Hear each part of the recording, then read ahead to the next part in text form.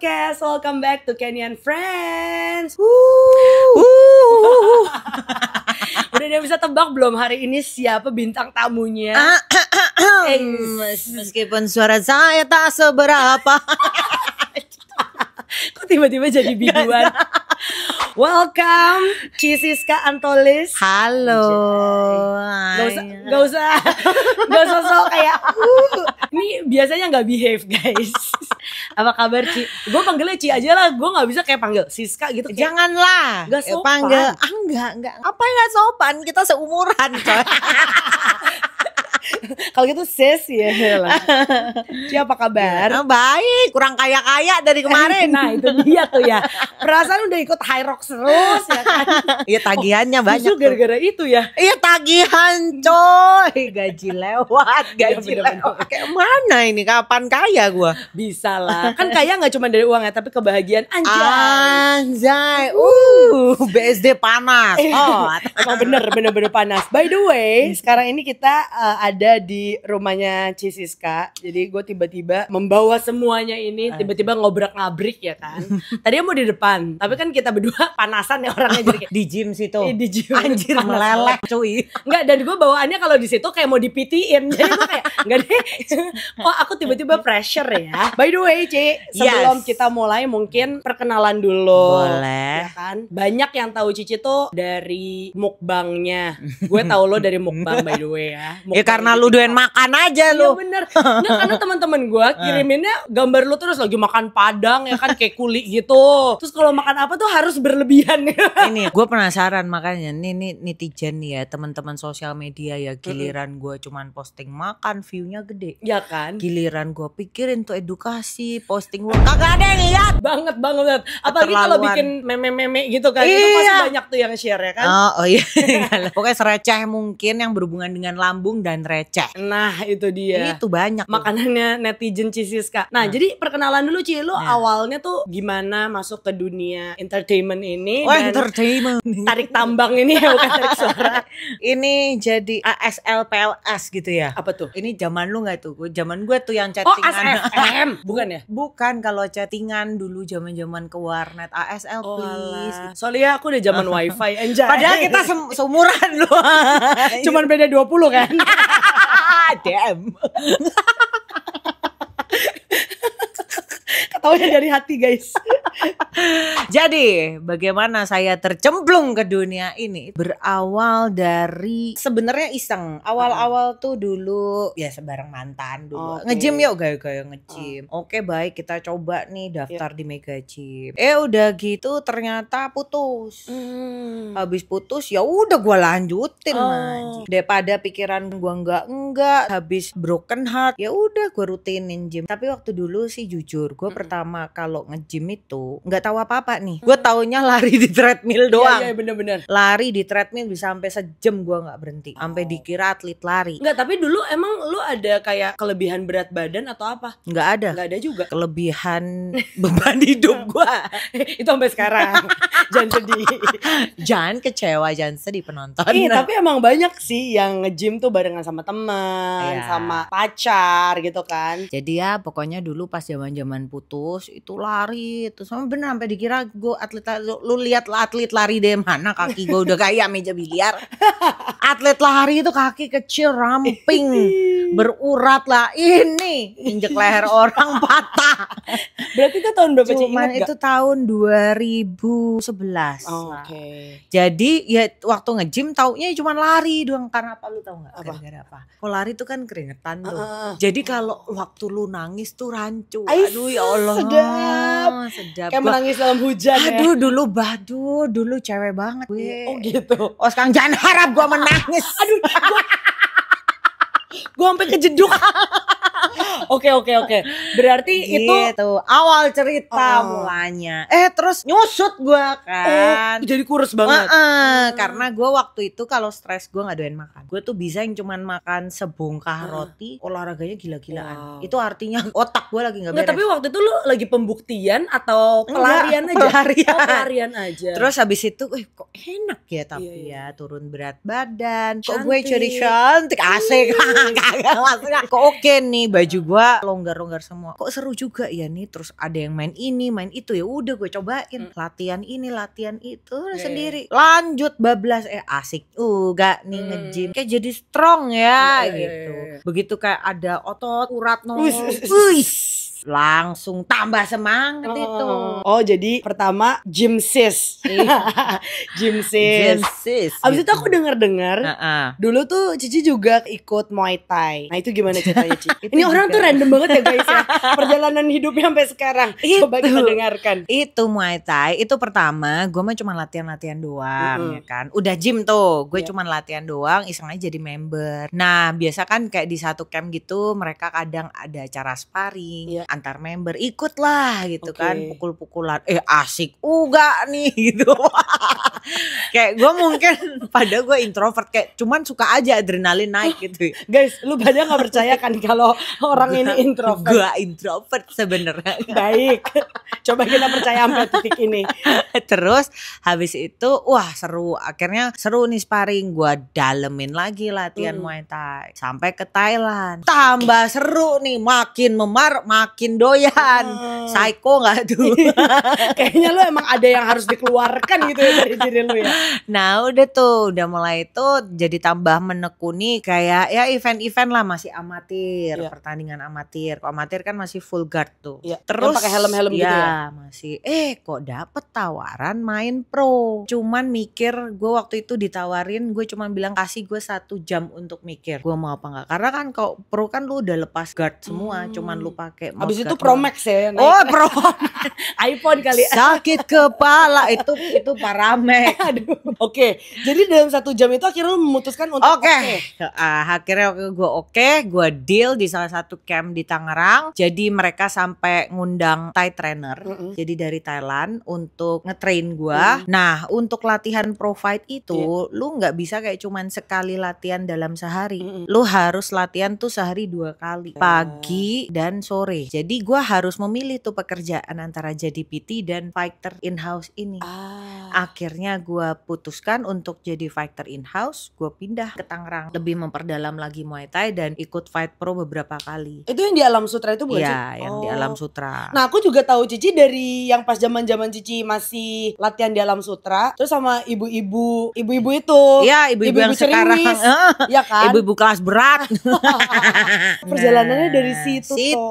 Habis itu ya karena drama gitu ya, dari yang seharusnya gue tuh memang jadi fighter in-house plus tetap jadi coach, cuman ya ini biasalah drama per dunia, orang kalau udah kena duit itu gitu. Timbullah drama dan akhirnya saya keluar. Tapi udah sempet ke Thailand dan tarung lagi. Jadi gue udah sempet fight di Phuket, Bangkok, Singapura, Malai, ya udah di Indo sekali. Sempet dong yang muka babak belur. Sempet. Oh my god. Sempet. Tapi itu kepuasan dari itu apa? Nggak ada. Gue juga bingung sampai sekarang lo tanyain. Apa ternyata emang passionnya disakiti guys. Passion. Gue jadi apa yang gue dapetin tuh rasanya apa? Kalau udah selesai nih, apalagi kayak misal fight 5 round gitu ya, di fight terakhir teng gitu udah kayak waktu abis tuh kayak puji Tuhan haleluya, selama ini latihan gue udah sampai babak belur ya udah sih kayak kepuasan tersendiri aja untuk diri sendiri. Ya udah, fast forward tuh ya dari Siska PT, Siska atlet, atlet Muay Thai, abis itu pindah lagi ke apa setelah itu? CrossFit ini. Ke CrossFit. CrossFit ini berarti juga udah cukup lama dong ya? Justru gue pertama pokoknya bodybuilding, Muay Thai, bodybuilding lagi, CrossFit sampai sekarang. Jadi CrossFit itu dari tahun 2018 lah. Oh wow. Tapi kan karena mungkin basic strength-nya udah ada dari bodybuilding, ya tinggal PR waktu itu endurance-nya, skill. Karena CrossFit kan lebih kompleks ya. Tapi emang lu tuh se-passion itu sama olahraga apa gimana sih? Jadi bisa dibilang sebenarnya pekerjaan lo sekarang itu atlet atau apa? Nggak tahu gue. Ini udah melebihi atlet sih. Gue nggak tahu. Nggak. Kalau dibilang atlet, mungkin dulu atlet Muay Thai. Tapi kalau untuk sekarang, gue nggak bisa menamakan gue atlet. Karena kalau atlet itu pelatihannya itu udah sangat spesial, sangat khusus. Lu udah nggak ada kehidupan sosial. Kayak dulu gue zaman waktu gue masih tanding Muay Thai itu bener beneran gue hidup gue cuman camp rumah. Terus karena pelatih gue juga di situ, jadi hidup gue juga diatur kan gitu, nggak boleh itu makan tidur. juga diatur tuh Ci? Enggak lah, makan diatur mah yang penting lu harus kenyang. Ingat. Gitu. Kalau nggak ada tenaga ya. Iya, gua itu mulai makannya banyak ya dari situ. Nah itu yang mungkin salah satu video yang gue lihat tuh yang beredar di TikTok kan. Nah, itu. Sumpah guys, lo harus cari ya di TikTok ya. Si Ciziska ini tuh pernah hits banget gara-gara dia makan nasi Padang deh, seinget gue nasi deh. Padang doang tuh mah seporsi doang. Enggak, bohong banget. Maksudnya sampai banyak banget. Terus kayak nih guys, pokoknya liatin dia tuh nafsu. Kita gak usah makan, kita juga ikut kenyang. Masih makan sebanyak itu gak Ci sekarang? Masih. Tapi Dengan gue bangga. sekarang itu ya makan kayak Tempong. sebanyak itu sehari Tempong. sekali. Ya. Oh. Gue itu makanan mulut gue tuh Indo banget. Jadi harus sambel apa gitu. Harus sambel. Ya nasi tempong sih favorit. Nah itu mungkin juga adalah sebuah mindset ya. Karena kalau gue jujur, Nah. gue yo-yo banget Ci. Jadi kayak cepet gendut, cepet kurus gitu-gitu kan. Gue tuh masih ada di mindset gue, ya kalau gue mau kurus, gue gak boleh makan. Dan Lu gua mau kurus apa mau mati? Nah itu dia. Gue suka lihat meme-nya lu. Meme lu kan suka kayak gak makan, lu mau mati kata gitu. Tapi kan banyak juga yang di luar sana tuh berpikir kalau diet itu artinya lu gak makan karbo, lu makan tuh cuman dada ayam putih gitu kan, sama telur. Sama telur. Iya kan? Tapi gini, jujur gue pun dulu pernah ada di posisi seperti itu. Gue sampai seharian itu cuman makan salad. Gue tuh pernah ada yang di tahap takut makan nasi dan cuman makan salad, nggak makan tepung-tepungan apa segala macam. Memang badan dulu kan ngejarnya apa? Dulu kok ngejarnya estetik, ya udah cuman cara gue salah. Akhirnya kan lama-lama kayak gitu otak gue jadi sakit juga. Kayak tiap lewat warteg mah ngeces gue. Kayak ditahan-tahan gitu loh. Sekarang udah makin kesini ya gue pun juga belajar lah pasti. Makanya gue bilang PT itu tidak berarti badannya tuh sehat. Kita nih masih manusia. Kita pernah ada di satu titik posisi salah, tapi disitulah kita belajar. Sebenarnya lu tuh bukan diet, lu cuman makan apa yang lu butuhin untuk badan. Jadi kayak gue besok olahraga, gue tahu menu olahraga gue itu seperti apa. Gue punya misal nih kayak kita udah deket-deket mau CrossFit Open nih ya akhir Februari. Otomatis program gue juga lagi peak-peaknya. Belum lagi gue juga lagi persiapan High Rocks. Masih lari, masih lifting apa segala macam. Kan gue bundir kalau gue makannya dikit, wah. Pucet, bukan pucet lagi, pindah otak gue sungsang. Gue mau ngirup oksigen dari mana gitu. Jadi at least cukup tahu. Ini kalau kita ngomong soal porsi. Oke, porsi gue banyak nih. Tapi kualitasnya gimana? Gue makan gak martabak gituan? Jarang. Pemirsa kalau tahu story gue jarang banget makan martabak. Jangan gitu dong Ci, gue beliin lu martabak. Gak apa, kalau udah dibeliin mah gue makan. Cuman kalau nyari itu gue udah enggak. Pokoknya gue makan memang banyak. Tapi makanan gue itu makronutrisinya ada. Protein, karbo itu. Salad pun gue makan. Tapi intinya karbo, protein tuh gue makan. Mau dari jenis makanan apapun gue makan. Yang penting bukan processed food, bukan junk food. Makanan utuh, real, mau digoreng, dibakar, mau dia kayang apa terserah. Yang penting itu utuh gitu loh. Jadi gue bukan yang makan burger, makan pizza, terus apa segala macam. Yang instan enggak. Jumlah gue makan banyak tapi itu proper. Jadi menurut gue diet itu it's not about diet, tapi apa yang lu makan itu sesuai dengan kebutuhan badan lu dan aktivitas lu. Ini gue pernah post nih, gue makan segini karena memang takaran aktivitas gue segitu keluarnya. Jadi yang gue masukin harus cukup. Lah kalau gue makan porsinya Jisoo Blackpink, rontok. Perkenalkan saya Jennie Blackpink. Karena gue dikeluarin jadi Kenny bukan Jennie lagi. Kalau si Jennie Blackpink makan porsi gua ya gemoy anjir. Gak bisa joget nih ya. Lah gua makan porsi Jennie Blackpink sungsang lambung gua anjir. Ya kayak gitu aja sebenarnya. Tapi ya Ci, semenjak aku kenal sama teman-teman CrossFit gitu ya, kayak misalnya Civeli, mungkin suruh dia dengerin ini. Asik. Gue sebut namanya. Bayang lu Ci, gue sebut.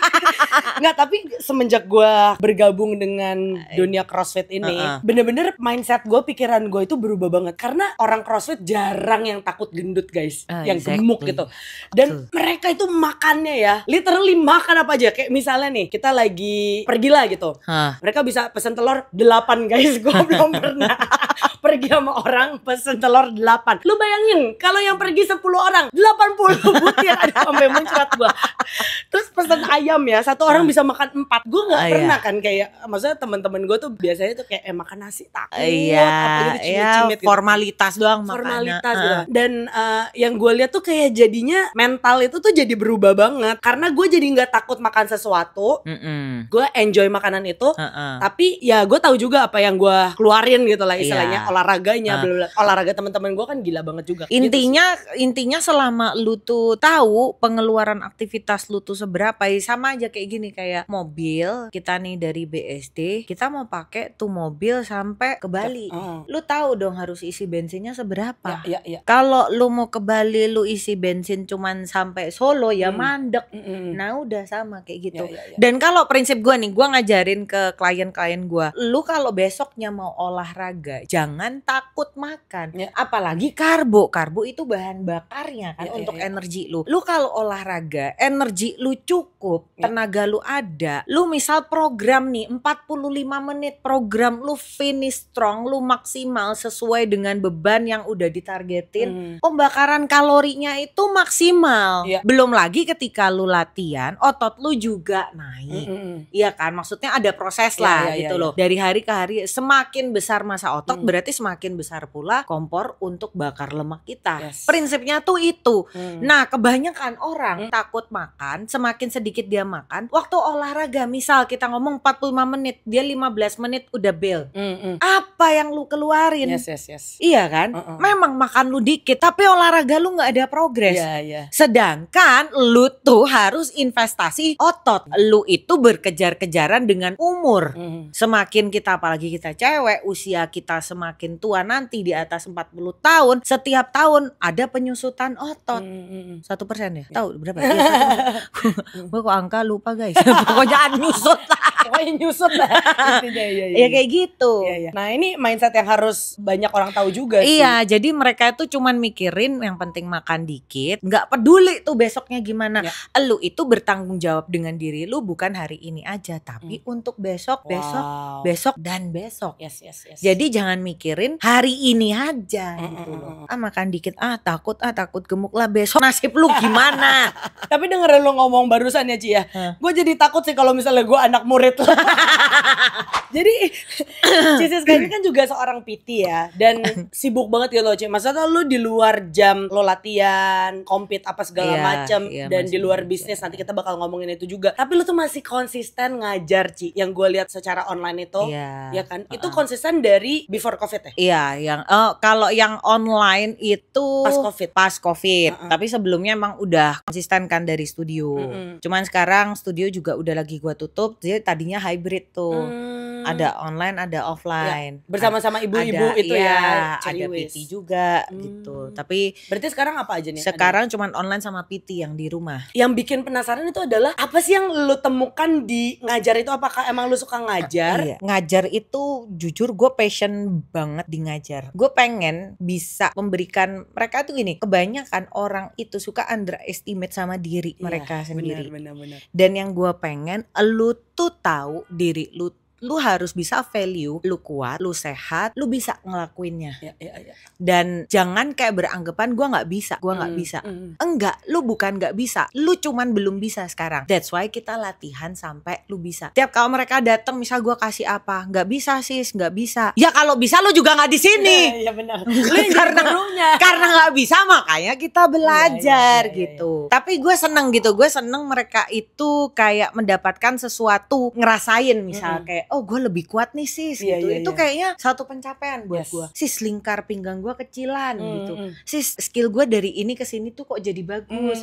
Sis gue jadi kuat loh ikut travel, hiking apa segala macam. Itu kan kayak kepuasan dan kebanggaan terhadap diri sendiri. Itu pencapaian gue lah gitu. Jadi bukan buat diri lu sendiri, tapi ketika lu lihat orang itu berubah karena mengikuti apa yang lu lakukan ini, apa yang lu ajarin, itu ada kepuasan sendiri. Ada kepuasan, dan bahkan menurut gue itu pengen target gue nih ya. Target gue itu gue bukan mengajar orang yang sama terus. Lu kalau udah bisa lu keluar. Menurut gue ya, satu pencapaian pelatih menurut gue itu seorang coach itu berhasil, dia bisa bikin klien dia mandiri, konsisten tanpa adanya pelatih. Wow. Tanpa lu harus cecer-cecer liatin gitu jadi ya. ini kadang buat beberapa pelatih nih yang lain, dia suka jealous kalau ada kliennya latihan di mana, latihan sama siapa. Lu nggak boleh jealous. Iya. Lu harus bangga klien lu bisa explore. Kayak gue sekarang misal nih, gue Maxta, member gue, kalian itu hidup bukan cuman butuh Maxta, kalian perlu progres yang lain. Kemana gitu kek. Misal kalau ada waktu,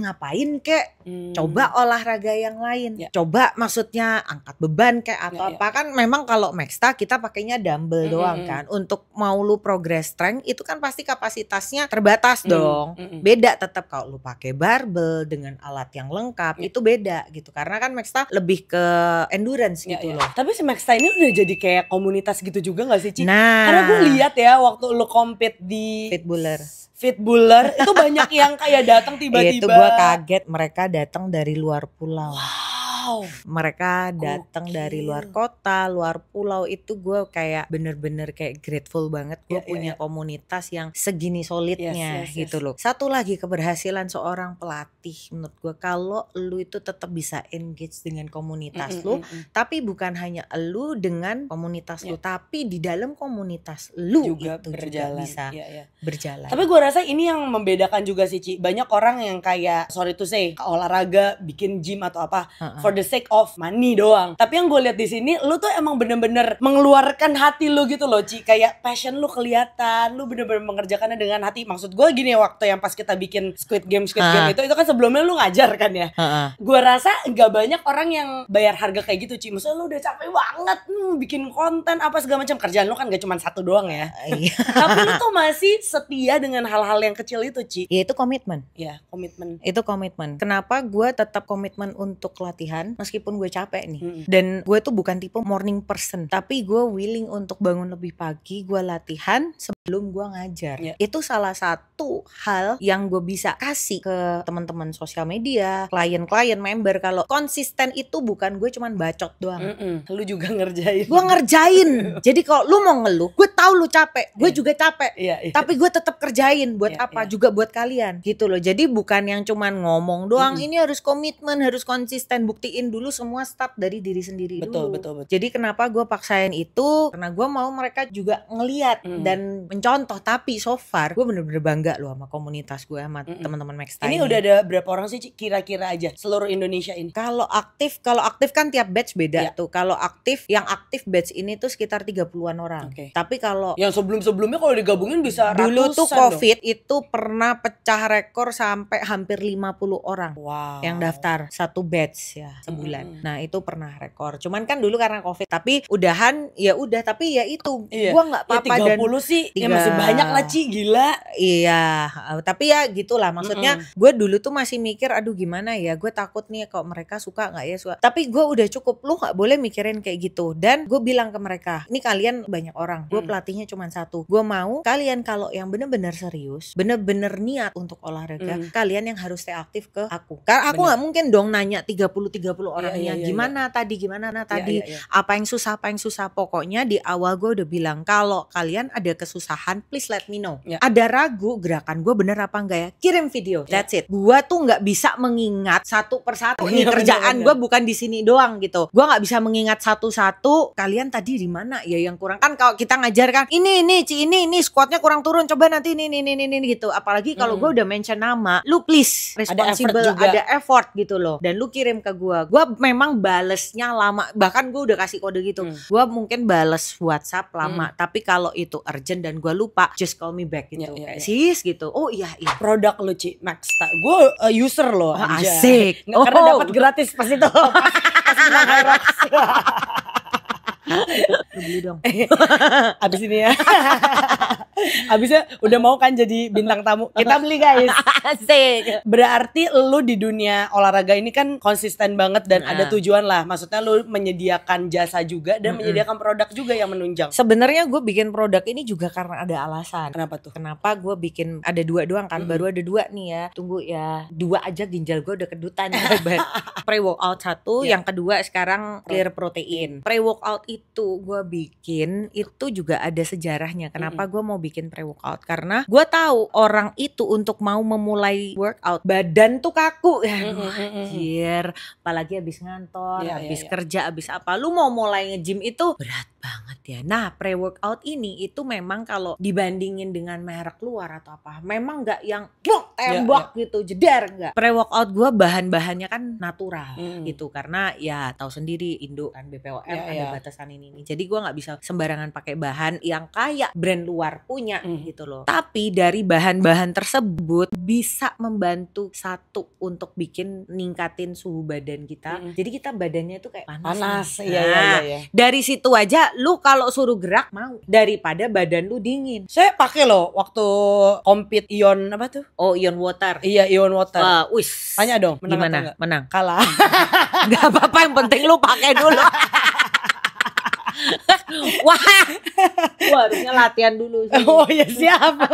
Berarti itu semua lu yang bikin juga, Ci? Iya, formula pas segala macam ya, tapi tetap gua konsultasi juga kan. Tapi yang protein itu enak, soalnya biasanya kan protein susu gitu ya guys ya. Jujur gua tuh agak sulit ya minum yang kayak susu gitu. Kalau ini rasanya adalah mango yogurt. Gua user, Ci. Iya. Powermax itu sejarahnya, jadi dulu tuh gua pengguna salah